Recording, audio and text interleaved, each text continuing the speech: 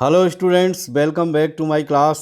तो dear students, इस video के अंदर भी हम लास्ट वीडियो की बातों को ही आगे बढ़ाएंगे। लास्ट वीडियो में हमने ग्रामर का एक महत्वपूर्ण चैप्टर उठाया था, डायरेक्ट स्पीच इनडायरेक्ट स्पीच, यानी किस तरह हम डायरेक्ट स्पीच के सेंटेंस को इनडायरेक्ट स्पीच में चेंज करें। और लास्ट वीडियो में हमने इसी संबंध में एसर्टिव सेंटेंसेस को डायरेक्ट स्पीच से इनडायरेक्ट स्पीच में बदलना सीखा था, और इसी क्रम को हम इस वीडियो में भी आगे बढ़ाएंगे और अलग तरह के जो सेंटेंसेज है उनके ऊपर भी हम चर्चा करेंगे, जैसे इंटरोगेटिव सेंटेंसेज है, इम्पेरेटिव सेंटेंसेज है, ऑप्टेटिव सेंटेंसेज है, एक्सक्लेमेटरी सेंटेंसेज है। इन सबको इस वीडियो के अंदर हम बदलना सीखेंगे डायरेक्ट से इनडायरेक्ट स्पीच में। तो ये सारी चीज़ें जानने के लिए आप बने रहें मेरे साथ और देखें वीडियो को शुरू से अंत तक। और एक चीज़ ये कि ये जो प्रश्नमाला मैंने तैयार की है वो कक्षा 10 के लिए है स्पेशली, बोर्ड परीक्षा 2022 के लिए। लेकिन ये तो क्या है कि ग्रामर का एक महत्वपूर्ण टॉपिक है, वैसे सभी के लिए उपयोगी है, चाहे आप कॉम्पिटिटिव स्टूडेंट्स हैं या फिर आप कक्षा 11 के हैं, 12 के हैं, या कक्षा 9 के हैं, या आप जो है ग्रेजुएशन कर रहे हैं। ये सब के लिए इक्वली जो है यूज़फुल है। तो एक चीज़ ये कि यदि आप मेरे नए व्यूअर हैं और आपने मेरा चैनल अभी तक सब्सक्राइब नहीं किया तो प्लीज़ प्लीज़ सब्सक्राइब ज़रूर करें। इसके अलावा वीडियो अच्छा लगे तो आप लाइक भी करें और अपने कमेंट्स भी डालें, जिससे मुझको भी फीडबैक मिले कि भाई मुझे और क्या आपके लिए करना चाहिए। तो इन चीज़ों को एक बार फिर से हम दोहरा लेते हैं, रिपीट कर लेते हैं कि किस तरह जो मूलभूत बातें हैं डायरेक्ट स्पीच से इनडायरेक्ट स्पीच में किसी सेंटेंस को चेंज करने के लिए।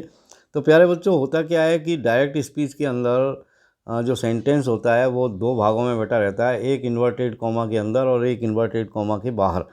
तो जो सेंटेंस इन्वर्टेड कॉमा के बाहर होता है, जैसे ये देखिए, ये इन्वर्टेड कॉमा के बाहर है, उसे हम रिपोर्टिंग वर्ब कहते हैं। और जो सेंटेंस इन्वर्टेड कॉमा में बंद रहता है उसे हम रिपोर्टेड स्पीच कहते हैं।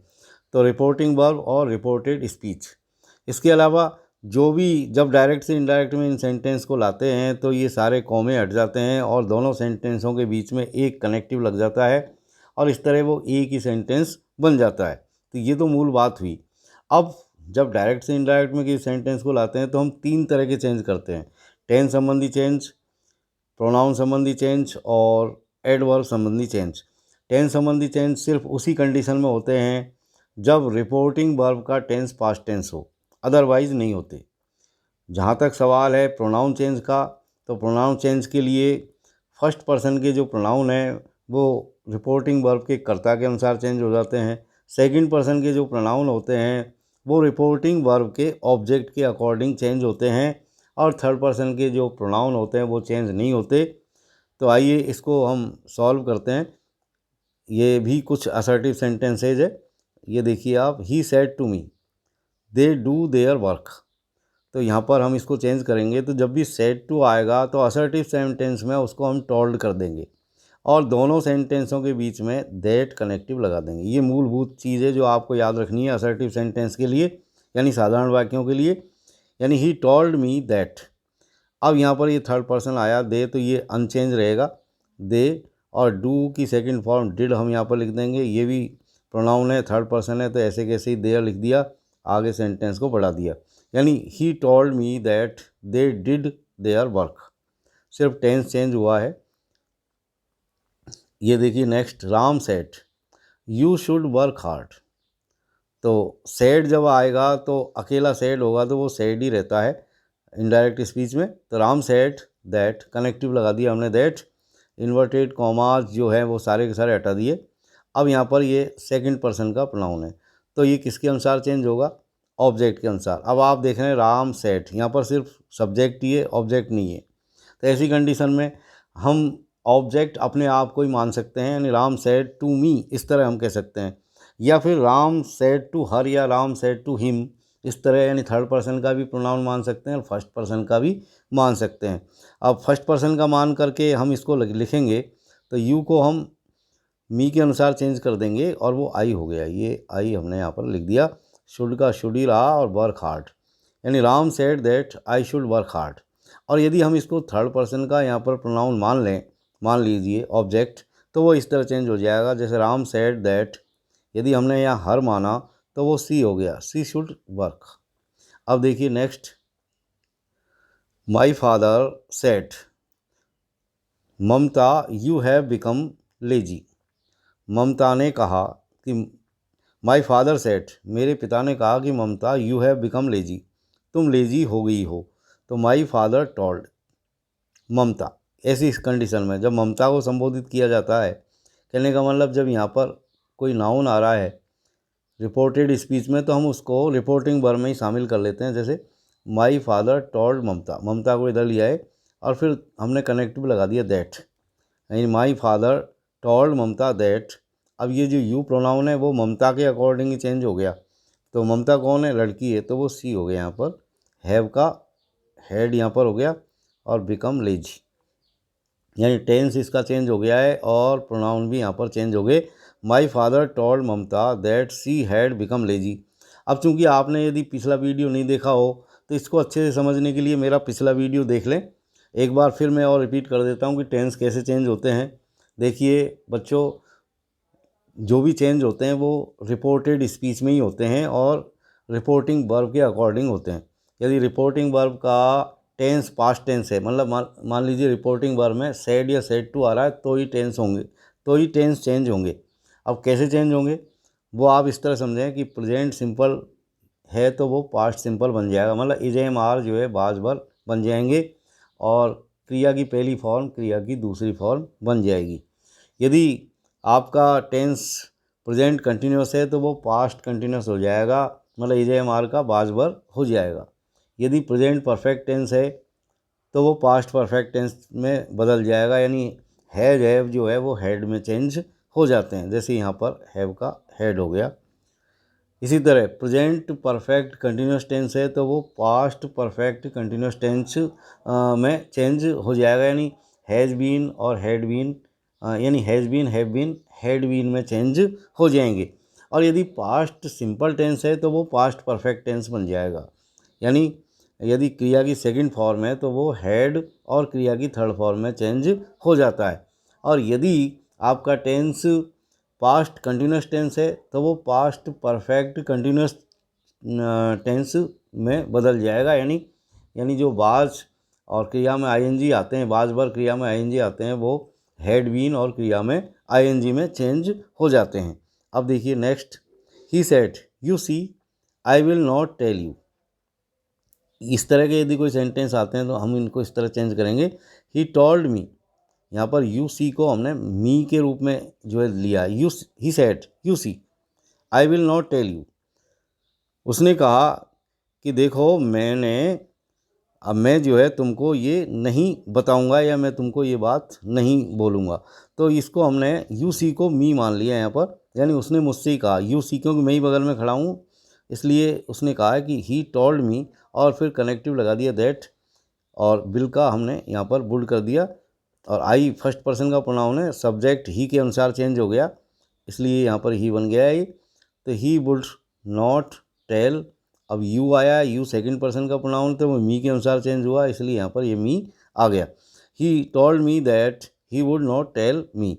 अगला देखिए, he said to me I shall see you tomorrow. उसने मुझसे कहा कि आई शैल सी यू टुमारो, यानी कल मैं तुमसे मिलूंगा। तो he told me, said to को हमने टोल्ड में यहाँ पर चेंज कर दिया और दोनों सेंटेंसों के बीच में दैट कनेक्टिव लगा दिया। साधारण वाक्यों में कनेक्टिव दैट लगता है और सेड टू टोल्ड में चेंज हो जाता है। आई फर्स्ट पर्सन का प्रोनाउन है तो ही के अनुसार चेंज हो गया, कर्ता के अनुसार, इसलिए यहाँ पर ये ही हमने लिखा है। और सेल का शुड हो जाता है लेकिन ही बन गया अब कर्ता, तो उसके लिए हमने वुड यहाँ पर लिखा है। आगे हमने सेंटेंस बढ़ा दिया सी और फिर ये जो यू सेकंड पर्सन का प्रोनाउन है ये ऑब्जेक्ट के अनुसार चेंज होगा, मी के अनुसार। तो यू पहली फॉर्म है तो मी की पहली फॉर्म आपकी, यानी यहाँ पर ये यू थर्ड तीसरी फॉर्म आई है तो मी की भी हमने तीसरी फॉर्म मी लिख दी यहाँ पर, द नेक्स्ट डे। अगले आगे देखिए अगला sentence, the teacher said I feel fresh today. तो द टीचर सेड अकेला है तो सेड ही रहेगा, दैट हमने कनेक्टिव लगा दिया और आई फर्स्ट पर्सन का प्रोनाउन है, टीचर के अनुसार चेंज होगा। टीचर का मतलब ही या सी कुछ भी हो सकता है, तो हमने आई का यहाँ पर ही मानते हुए यानी इसको मेल मानते हुए हमने ही कर दिया, और फील फर्स्ट फॉर्म है वो सेकंड फॉर्म यहाँ पर कर दी। आगे बिल्कुल फ्रेश, और टुडे को ये जो एडवर्ब है उसको टुडे को हमने दैट डे में चेंज कर दिया। The teacher said that he felt fresh that day. अब प्यारे बच्चों हम सीखेंगे इंटेरोगेटिव सेंटेंसेस को डायरेक्ट से इनडायरेक्ट में बदलना। अब पहले मूलभूत बात इसमें थोड़ी समझने की है कि इंटेरोगेटिव जो सेंटेंसेस होते हैं उनमें WH वर्ड और हेल्पिंग वर्ब कर्ता से पहले आती है, तभी जाकर के कोई सेंटेंस इंटेरोगेटिव बनता है। लेकिन यहाँ पर क्या होता है कि डायरेक्ट से जब इनडायरेक्ट में किसी सेंटेंस को लाते हैं तो वो इंटेरोगेटिव नहीं रहता, बल्कि सिंपल सेंटेंस ही बन जाता है। इसका मतलब ये हुआ कि कर्ता पहले लिखेंगे और क्रिया बाद में लिखेंगे, तो ये आपको ध्यान रखना है। अब जैसे ये देखिए आप, Ram said to me are you reading a book. इसके अलावा एक चीज़ ये भी समझें आप कि जैसे साधारण वाक्यों में हमने सेड टू को टोल्ड में चेंज किया था, लेकिन इंटेरोगेटिव में हम सेड टू को प्राय आस्क्ड में चेंज कर देते हैं, आस्क्ड।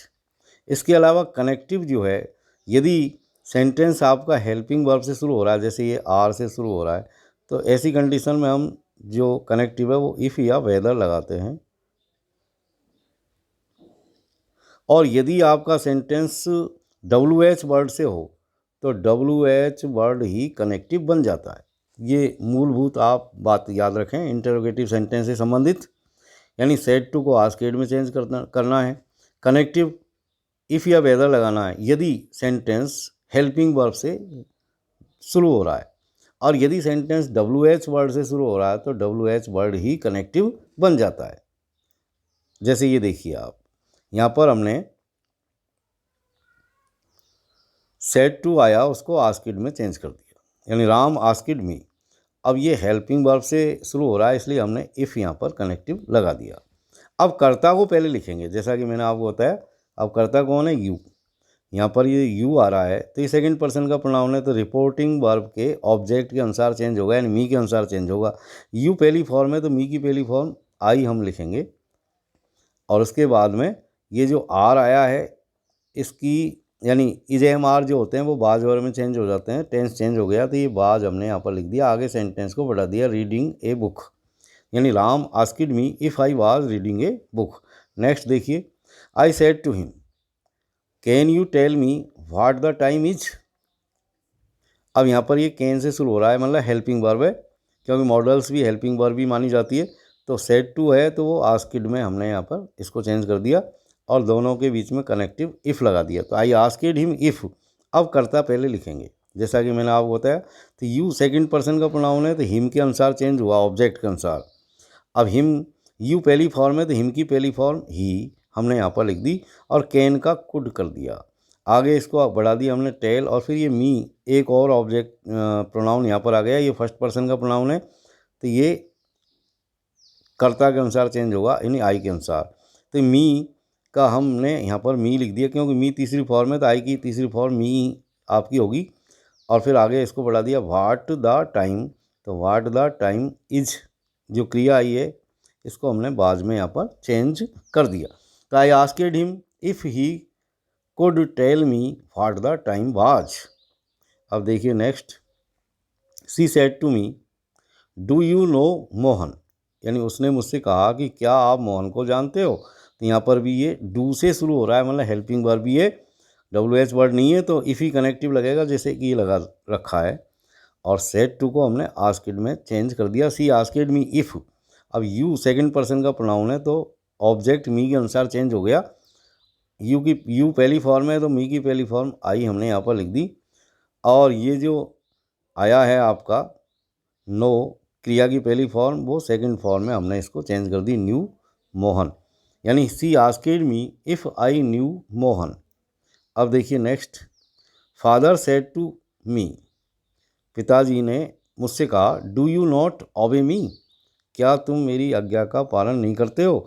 अब देखिए इसको हम कैसे चेंज करेंगे, यहाँ पर भी ये हेल्पिंग वर्ब से शुरू हो रहा है तो इफ़ ही हम कनेक्टिव लगाएंगे, और सेड टू आ रहा है वो आस्क्ड में हमने चेंज कर दिया, यानी फादर आस्क्ड मी इफ़। अब ये यू सेकंड पर्सन है तो ऑब्जेक्ट मी के अनुसार चेंज होगा, इसलिए आई हो गया। यानी यहाँ पर नॉट भी आ रहा है, यानी डू के साथ नॉट आए या डिड के साथ नॉट आए तो उसको हम ऐसे ही लिख देते हैं डिड नॉट या डू नॉट। अब ये डू आ रहा है यहाँ पर, तो डू नॉट है तो डू नॉट का हमने ये पास्ट टेंस बना दिया, यानी डिड नॉट कर दिया।